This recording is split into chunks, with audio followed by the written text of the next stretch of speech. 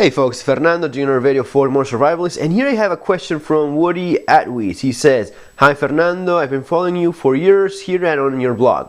I know that you're not a believer that some kind of the end of the world as we know it event is coming soon, but if it did and you could grab only one knife, what would you take?" Man, that's maybe one of the questions that knife enthusiasts hate the most, because it kind of forces you to make a choice, and we don't like that. We like having several options, especially if you have a massive knife collection. You're always looking for something different and trying to learn more.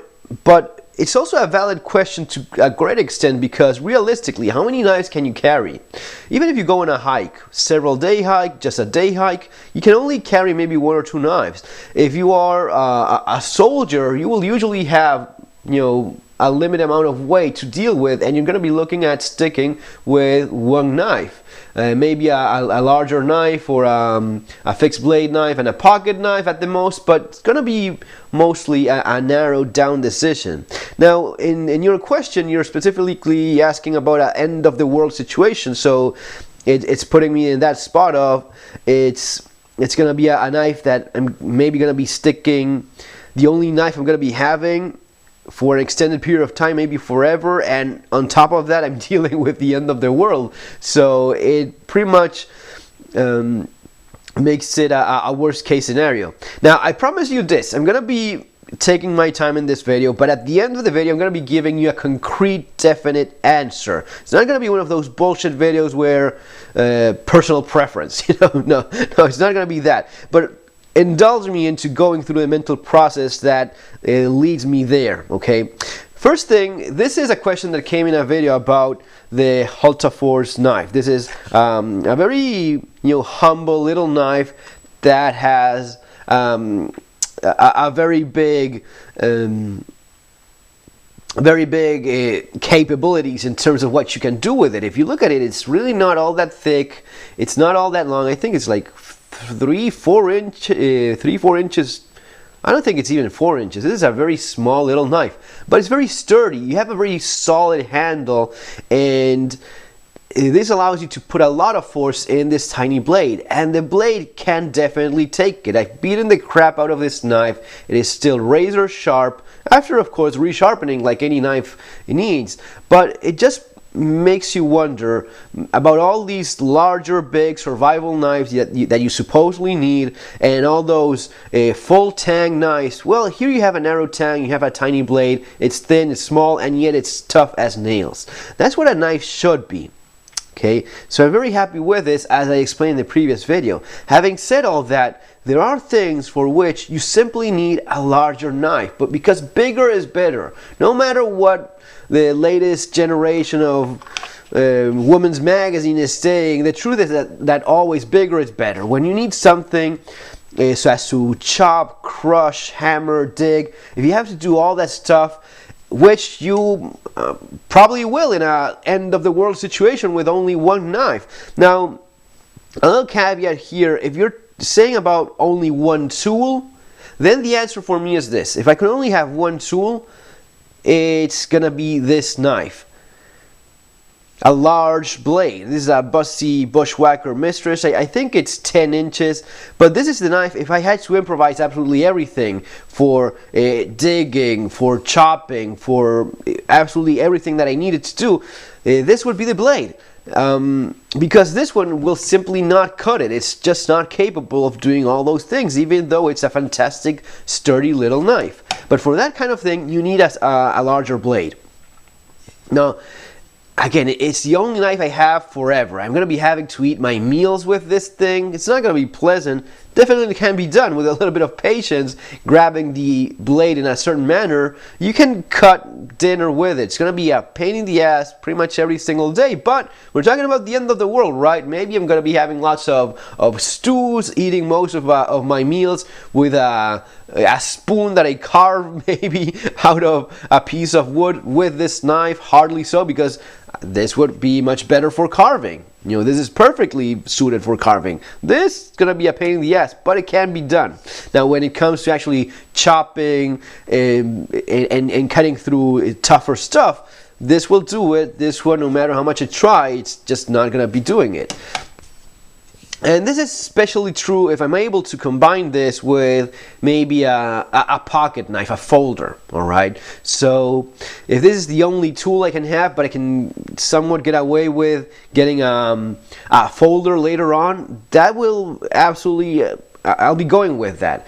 And even in a worst case situation where trying to look at realistic worst case events, there's a good chance I'm going to be able to find a small Victorinox somewhere, come about something like that. Finding a sturdy big blade like this is going to be much harder than finding a Victorinox in someone's pocket or somewhere in some store or something like that.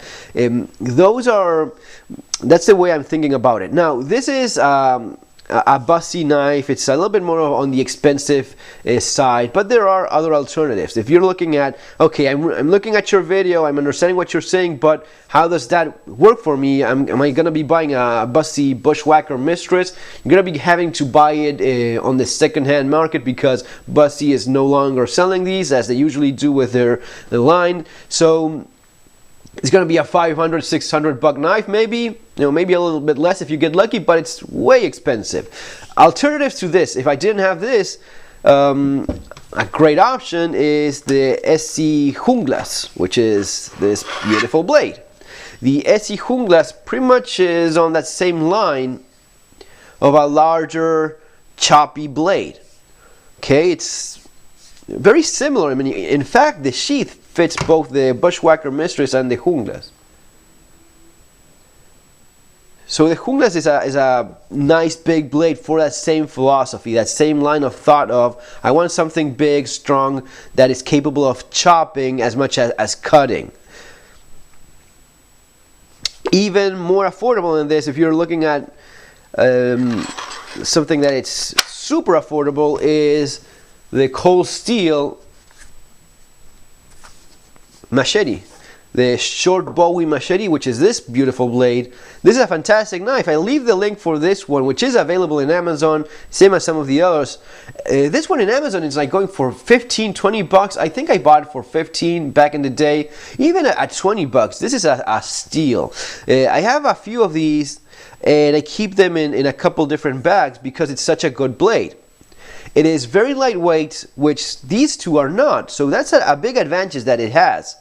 It's a light blade for its size because it's rather thin, but being on the machete side of things, you have a very sharp edge, very narrow blade, and although it's not as great of a chopper, you can chop with this knife well enough. The steel is distributed on a wider blade, but the steel is still there, so it's heavy enough so as to chop. Batoning and that sort of thing, maybe not as good, but it can definitely do it. It's this is a typical type of blade you find when you look at those documentaries of people in the Amazon jungles. They will usually have a worn down short machete, something somewhat similar to this. Maybe a typical machete tip, not as narrow as this one, but this one makes it well suited for defensive use. So if it's the end of the world, and maybe one of the most likely things I'll end up needing a knife for is for defense, then man, this one is basically an ideal knife. In fact, if I know I'm going to be getting in a fight, this is probably the blade to have with you.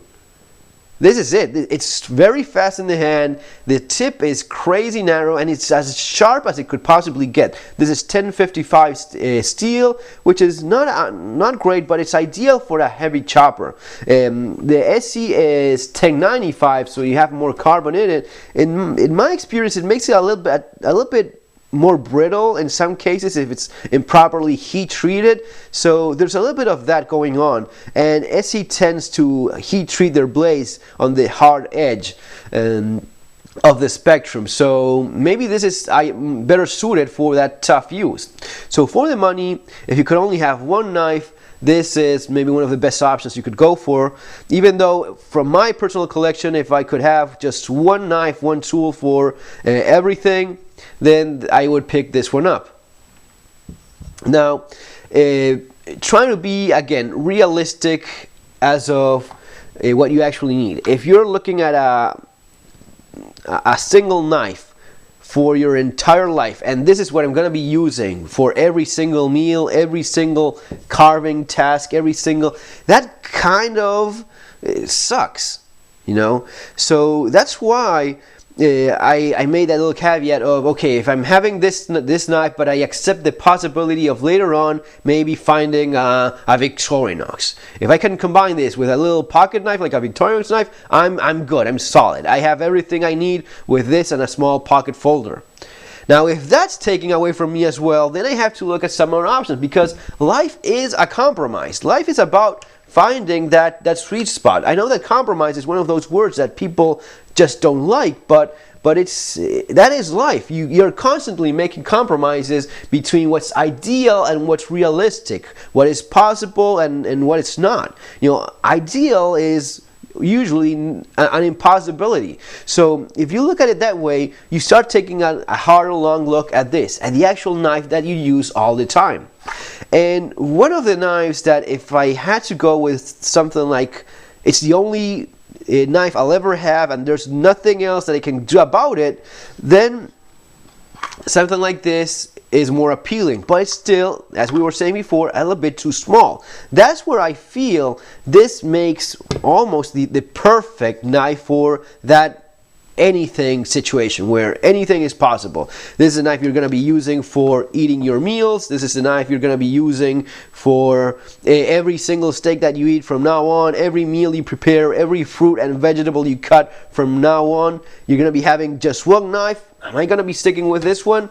I think I'm going to be going with this one instead, if that's the position you're putting me in. Damn you for putting me in that situation, but that's it. This is a fantastic blade, and I did a dedicated video about the Glock knife. I love it. I think it's fantastic.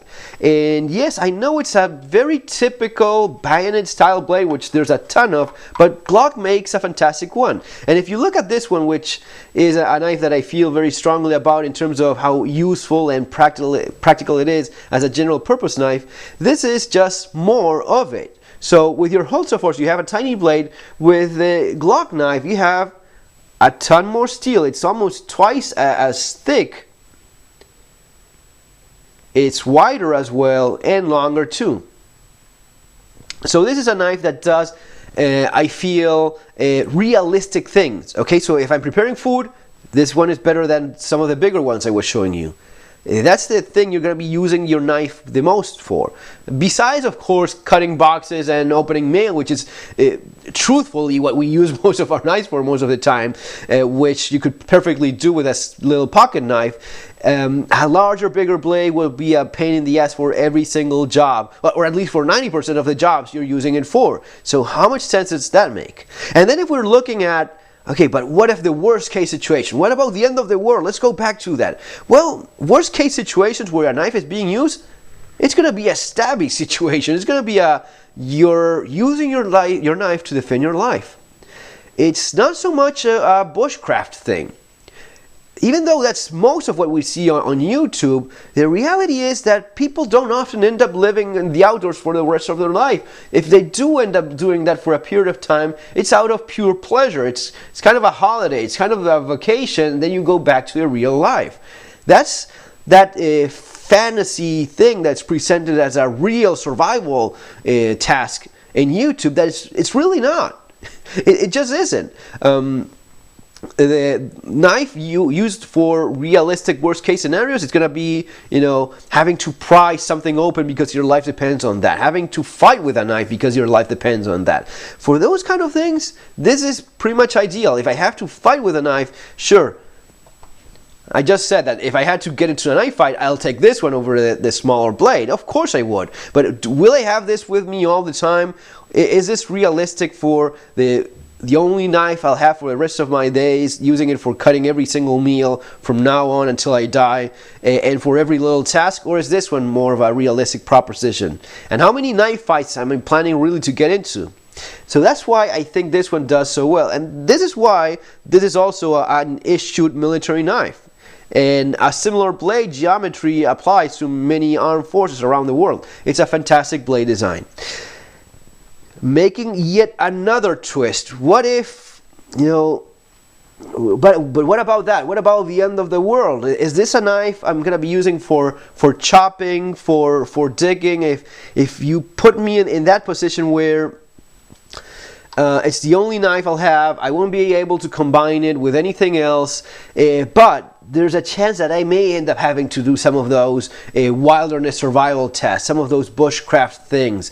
If I may have to maybe one day build a cabin with whatever knife I'm stuck with. If I have to build a cabin one day out there with, or maybe just make a small shelter, or use it for cutting wood because I'm freezing to death for whatever reason. I'm not in any kind of urban environment. Well, then we go back into that stretching a little bit more towards that middle point. So we did an attempt with that with the Glock knife. I have more steel, I have a longer blade. It's not a choppy blade, but I can definitely baton with this one.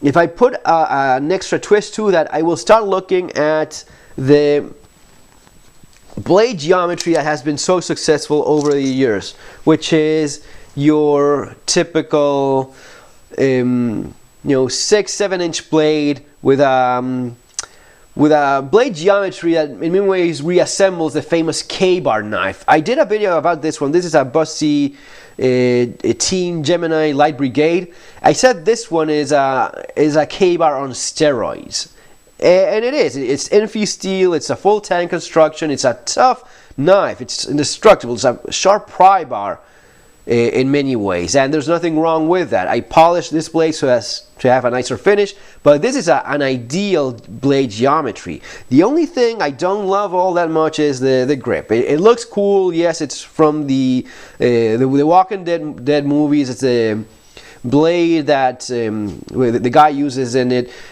but the handle is really not all that great. Now, after this one of the blades that Vase ended up offering, which I also did a video on, was this one, which is the Dog Soldier 8. So wrapping this video up, if I have to find that perfect balance of doing everything to some extent well enough, this would be my knife. This would be my choice. This is the knife that if I'm going to be going out the door, never coming back, and having to stick with one knife for the rest of my life, it's going to be this. It's almost 8 inches. It has a very nice grip. It's very comfortable to use. It's surprisingly light for the size of the knife, and I can see myself using this for preparing food without a problem. The finish in the blade is also more appealing to me because it doesn't have all that sticky crap that gets dirty so easily, so that's nice as well. The steel is fantastic. This is Infi steel. It's maybe one of the tougher, more durable steels, and it's also stainless, so that makes it even more appealing for that specific type of task, which, let's be honest, none of these is stainless steel. And I think if you're going to be having one knife for the rest of your life, maybe you want to make that a stainless steel blade, because it's going to be easier for keeping it clean, especially with a easier to clean finish like this one. Yeah, and if I have to stab someone, if I have to slash in self-defense, if I have to baton with it, this 7-inch blade wider is going to be doing the job. So yeah, that's it. This is, if I could only pick one knife and it's the end of the world and it's the last knife I'll ever have for everything, it's going to be the Dog Soldier 8 with my edge on it, which is razor sharp, and this sheath that I finally got for it, which just swallows the blade. It kind of disappears in there and can easily be carried. And it's going to be super durable over the years because this is one of these Spec Ops sheets that is bomb proof. Guys, it's going to be all for now. I hope you got something out of this video. If not, at least some food for thought and working on that mental process of the one knife. I feel very strongly about the Glock knife though, for the money, for how practical it is. No, the world is not going to be ending anytime soon, so if you're going to be buying just one knife or having several of, man, this is probably the way to go. Guys, see you on our next video. Have a great day.